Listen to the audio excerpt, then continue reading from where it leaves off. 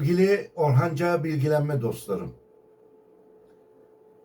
Ebced'le yaptığımız yorumlarımızın içinde her harfin bir hükmü, her kelimenin bir kaderi vardır. Ebced ilmi görünmeyeni görmek için değil, derinliği fark etmek, işaretleri çözmek içindir. Bu anlatımlar bir fal değil, varlığın sesini, kelimelerin sırrını, sayının hakikatini işaret eden bir manevi yorumdur bunlar. Güneşle temas kur derken yorumlarımızın içinde sadece ışıktan değil, nura temas etmekten de söz ediyoruz. Birkaç mana taşır çünkü. Her sayı bir niyet taşır. Her harf ilahi nizamda bir titreşime sahiptir. Burada duyduklarınızı sadece kulakla değil, kalbinizle dinleyin. Çünkü ebced ilmiyle yapılan her yorum size sadece dış dünyayı değil, kendi içinizdeki aynayı gösterir. Sevgili dostlarım, hoş geldiniz. Şimdi kalbinizle görme vakti.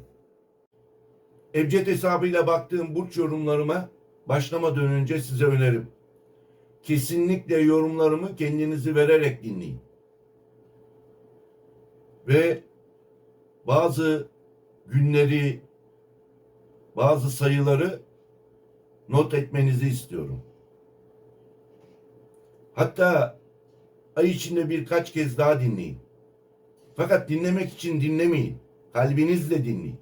Kendinizi vererek dinleyin. Ebced gerçekleri, doğruları anlatır. Ebced'in ana kaidelerini, nizamlarını anlatarak burç yorumlarıma başlıyorum sevgili dostlarım. Şimdi sahne içi kıpır kıpır, hedefi yüksek, ruhu özgür Yay burcunun. Yay burcu Mayıs 2025. Ebced'e göre aylık yorumunuz. 22 Kasım ile 21 Aralık arası doğanlar için. Ebced kök değeri nedir? Yay burcunun ebced kök değeri nedir? Arapçada yay kelimesi genellikle kavs olarak geçer. Kavs kelimesinin kök değeri kaf 100, vav 6, sin 60. Bunları topluyoruz kök değerini çıkarmak için. 100 artı 6 artı 60 ne çıktı? 166. Şimdi bunları sadeleştireceğiz. Düşük sayıya düşüreceğiz. Kök değerimizi tam manasıyla bulmamız için. 1 artı 6 artı 6 ne yapıyor? 13 yapıyor. Ardından bu 13'ü 2'ye ayırıyoruz. 1 artı 3 diyoruz. Ne çıkıyor? 4 çıkıyor. Evet. Efendim, bu burcun kök değeri 4. 4 sayısı ebced'de plan, sistem, istikrar, yapı kurmak, sorumluluk ve sağlam temellere dönüş anlamına gelir. Bu 4 sayısı ebced'de. Bu ne demek oluyor ki sevgili yaylar? Senin o uçan enerjin bu ay biraz yere inecek. Çünkü gökyüzü seni temellendirmeye çağırıyor. Aşağılarda bir temel kurmanı istiyor. Mayıs ayının ebced titreşimine gelelim. Fetih 489. Fetih açılım, kolaylık, sıkıntıdan ferahlığa çıkmak demektir. Ebced değeri de fetih kelimesinin 489. 489'u sadeleştiriyoruz. 4 artı 8 artı 9 diyoruz. Çıkan sonuç 21. Ardından 21 sayısını 2'ye ayırıyoruz. 2 artı 1 diyoruz. 3 çıkıyor. Evet. Biraz önce burcunuzun kök değerini, şimdi de Mayıs ayının ebced titreşimini çıkarttık. 3. 3 sayısı neşe, sosyallik, üretim, ifade ve fırsat enerjisini taşır. senin dörtlük kök değerinle birleşince bu ay eğlenirken üret, hayal ederken planla mesajı ön planda olacak. Şimdi sevgili yaylar, Ebced sana şöyle sesleniyor. Hayal kurmak güzeldir ama hayalin neye hizmet ettiğini bilmezsen uçsuz bucaksız kalırsın. Çok güzel bir söz bu. Bu ay gökyüzü ve Ebced birlikte diyor ki ruhun geçsin ama ayakların yere bassın. Birçok konuda açılım ve fırsat var. Ama bu fırsatları kalıcı hale getirmek senin elinde. Biraz önce ne demiştik? Çok güzel söz söylemiştik. Köklendirecek diye. İşte o kelimenin geniş anlamı da bu. Hayal kurmak güzel ama hayalin neye hizmet ettiğini bilmezsen, havalarda gezinirsen uçsuz bucaksız kalırsın.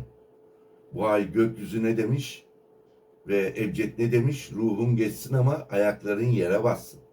Artık bazı kararların alınması gerekiyor. Bazı boşlukta kalmış işlerin tamamlanması gerekiyor. Yani önemli kararlarınızı artık alın. Bu ay bunlara izin veriyor ve sizden yana. Birçok konuda açılım ve fırsat var. Ama bu fırsatları kalıcı hale getirmek senin elinde sevgili dostlarım. Mayıs ayı yay burçları için yeni projelere girişmek, iş modeli oluşturmak ve öğrenerek kazanmak anlamına geliyor. Bunların her biri ayrı ayrı size bazı şeyler anlatıyor sevgili dostlarım.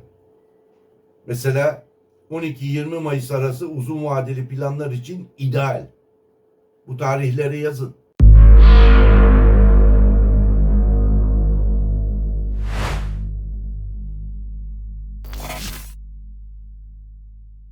Adı A baş harfi, R baş harfi veya Y harfiyle başlayan biriyle fikir alışverişi veya ortaklık olabilir. Beraber bir girişimde bulunabilirsiniz. Yani bu baş harfi A, R, Y olan kişilerle bazı girişimleriniz olacak. Eğer iş değiştirmek istiyorsan iç sesini dinle. Acele değil, akılla karar ver. Birdenbire karar verip de işten ayrılırsanız ve öteki tarafı da iyi olduğunu, iyi olup olmadığını araştırmazsanız ortada kalırsınız. İş seçimi de aynı şekilde. Ve bu ayın 15'inden sonra bazı işsiz olan yay burçları yeni tekliflere açık olsunlar. Ve dörtlük enerji sana paranı sistemli kullan diyor. Yani her gördüğünü alma para kazanıyorsun diye. Elindekini avucundakini harcama peşinde olma. Bekle, lazım olacak. Ebced'de üstüne basa basa çıktı bu. Hatta evinde bu biriktirdiğin parayı harcamak isteyenler, eşya almak veya alışveriş yapmak isteyenlere bu ay bunun imkansız olduğunu söyle. Gelen paranı biriktir. Harcamaların artabilir çünkü. Ama dikkatli olursan bu ay ek kazanç yolları da belirginleşebilir. Bu imkanlar da çıktı Ebced'de. Sevgili dostlarım, 17-23 Mayıs arası bir para akışı seni rahatlatabilir. Bakın bu tarihleri hep diyorum ya, not alın diye. 17-23 Mayıs arası para akışı sizi rahatlatabilir. Fetih enerjisiyle bir ödeme ya da destek kapıdan girebilir. Bu çok güzel haber. Bazı para sıkıntısı çeken yaylar var çünkü. Yalnız yaylar için, yani bekar yaylar için bu ay yabancı kültür, seyahat ya da dijital ortam üzerinden tanışmalar mümkün. Ve hatta yabancı ülkeden kısmetiniz olabilir, tanışmalar olabilir. Fakat samimi ve içten olmanızı ve duygularınızı açık açık belli etmenizi tavsiye ediyorum sevgili bekarlar. İlişkisi olanlar için ise ilişkinizi düzenli hale getirme, gelecek konuşmaları gündemde olabilir. Hatta ayrılık kararı almış kişiler bile yeniden tekrar barışma imkanı var. Ve çıkmazda olan, ilişkisi çıkmazda olan, bir türlü evlenemeyen, bununla ilgili kararlar almak zorunda kalacaksınız. Ve evlilerin birçoğu alacakları kararla sanki yeniden evliliğe başlamışlar gibi, fakat açık ve samimi olmanızı tavsiye ediyorum sevgili dostlarım. İlişkileri sallantıda olanlar için söylüyorum bunları. Geleceğinizle ilgili konuşmalar gündeminizde olacak. Ve 14-21 Mayıs arası aşk hayatında belirleyici konuşmalar olabilir.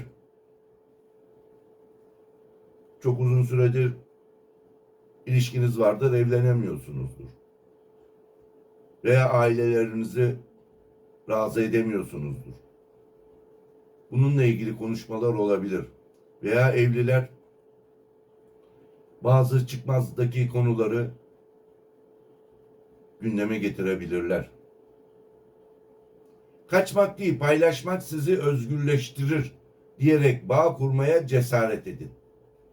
Bu bekarlar için de geçerli bu söz. Kaçmak değil, paylaşmak seni özgürleştirir diyerek bağ kurmaya cesaret edin. Evet, ailede bir tanışma, düzen kurma ya da evle ilgili konular öne çıkabilir sevgili dostlarım. Ayrıca bir akrabanın hayatında yaşanacak gelişme seni yakından ilgilendirebilir. Sosyal ortamlarında ise bu ay yol gösteren değil, dinleyen taraf olman gerekebilir. Sevgili dostlarım, sevgili yaylar, şanslı günleriniz 10 Mayıs, 13 Mayıs, 17 Mayıs, 21 Mayıs ve 26 Mayıs. Bu günlere, önemli günlerinize iş anlaşmalarınızı, sözleşmelerinizi bu günlere denk getirin. Bu günler sizin için hayırlıdır. Ve kız isteme, nişan yapma bu günlere getirebilirsiniz. Bazı önemli kararları bugüne denk getirip bugünlerde yapabilirsiniz. Şanslı sayılarınız 3, 4, 7, 13, 21, 166. Bunları hep not alın demiştim. Ve birçoğunuzun ısrarla istediği Ya Fettah, Allah'ın 99 isimlerinden biri. Güne başlarken bu ismi şerifi 489 kere bu zikri tekrarlamak özellikle zihinsel netlik ve ruhsal yön bulma sürecinde sana destek verecektir. Ve ayrıyetten, bakın bu tarih de önemli sizin için, 19 Mayıs gecesi yapılacak işten bir dua, açılım enerjinizi arttırır. Dualarınızın kabul olma olasılığı yüksek.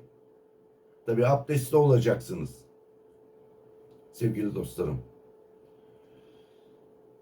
Ve sevgili dostlarım, unutmayın. Her şey bir niyetle başlar. Sabırla şekillenir. Dua ile tamamlanır. Mayıs ayında sizi zorlayan ne varsa onun içindeki hikmeti görün. Bazen kapı kapanır. Çünkü arkanda seni koruyan bir duvar vardır. Manası çok güzel. Yıldızlar size yolu gösterir ama yürümek size düşer. Orhanca bilgilenme her zaman yanınızda olacak. Orhanca bilgilenme ile gelenek, mistik, ilim ve yıldızlar sizi bilgilendirmeye devam edecek. Yeni yorumlarda görüşmek üzere sevgili dostlarım. Hoşça kalın.